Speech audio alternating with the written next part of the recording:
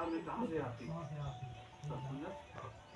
तो जो इनकी सिखलाई तो माता पिता की तारीफ, हम तो सोचते इस गांव के हर व्यक्ति की ये सोच बने, गुरु चरणों से जुड़े, दोनों भाइयों की अपार तारीफ। और फिर बड़ी खुशी से बता रहे थे कि जो हमारे बीच वाले भैया, उन्होंने शादी बाद में की, हमारी शादी पहले की सत्संगत। और वो भी जो उनके दो बड़े भाई, वो भी इनकी तारीफ सत्संगत। केवल ये गुरु की सिखलाई सत्संगत।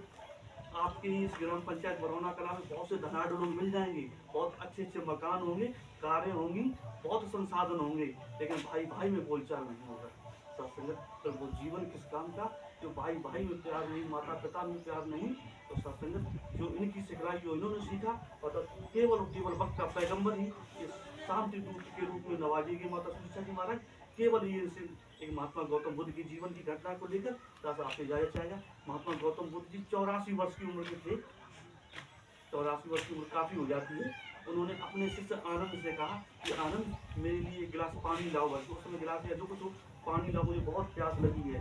आनंद जिस समय पानी लेने गए, और जिस उस समय नल वगैरह तो साधन थे नहीं, तालाब से पानी लेने गए, उस तालाब से 2-3 बैल निकल चुकी थी। बैल निकल के तो अपनी जो भाषा में, गाँव की भाषा में खपका उठ गई।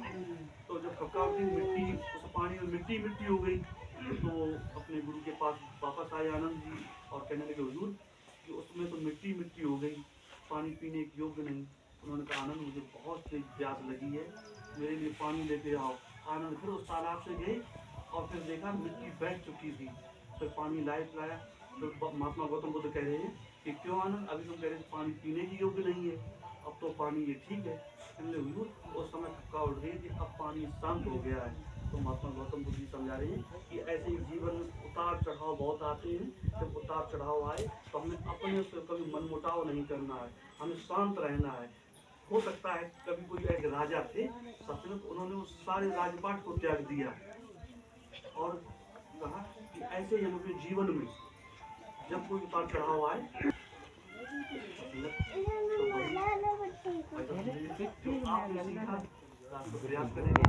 ब्रह्म ज्ञान से जो वंचित हो आपके घर में, उन सबको जो ब्रह्म ज्ञानी हो, दास जोड़े, शब्दों से लख सुराना, सत्संगत भक्ति की निकारी परिवार।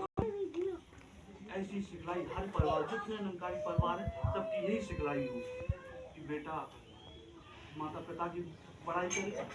कभी कोई गिले शिकवे वाली बात नहीं, गिले भी शिकवे भी भक्ति का कर, भक्ति नाम में समर्पण कर। हनुमान जी के जीवन के बारे में देखिए,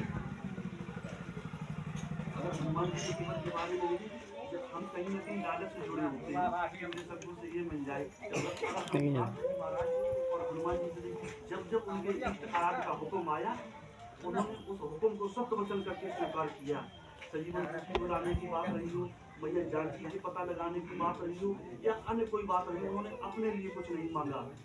दास की मुक्ति महात्मा जी बताते, जिस समय सौंपा विभीषण जी को लंका का राजा बना के आए,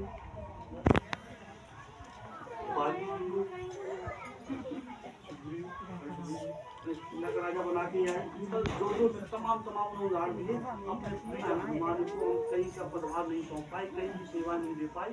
तो हनुमान जी ने प्रोग्राम के दोनों चरण पकड़े, हुजूर उन्हें तो आपने एक हिंदी भाषा में चरणों को पद भी कहते हैं, उनको तो आपने एक पद की सेवा दी, मुझे तो आपने 2 पदों की सेवा बख्शी। कितना त्याग रहा हनुमान जी का, जिन्होंने अपने इष्ट का जब कोई आदेश आया तो सब पदों को स्वीकार किया, अपने लिए कुछ मांगा ही नहीं। माता सबरी का लोग मजाक करने लगे, उपवास उड़ाने लगे, उनसे लोग झूठी कह रहे थे कि तुम इधर से आ रहे, जैसे वो जानते थे जिधर लोग इशारा करते थे उधर खड़ने लगते थे, फूल डालने लगते थे। तो माता सबरी का तो देखो प्रेम, आज वक्त के पैगंबर ने इस ज्ञान के लिए लोगों ने हजारों वर्ष तपस्या की, उस ज्ञान को प्राप्त न कर सके। ज्ञान मीन्स परमात्मा का दर्शन न कर सके। आज भक्त के रहवर माता सुनीता जी महाराज ने ज्ञान को इतना सहज और इतना सुलभ कर दिया, और शास्त्र इस ब्रह्म ज्ञान को देते हैं, इस अपने विराट स्वरूप के दर्शन कराते। जैसे रामायण में सुना है कि बिन पग चले सुने बिन गाना, उस सत्ता की जिसे आग जला न सकी, पानी भिगो न सकी, हवा उड़ा न सकी।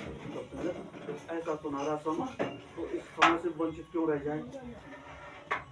पुराने लोग कितनी कितनी तपस्याएं कराएंगे, कितनी कितनी सेवाएं कराएंगे।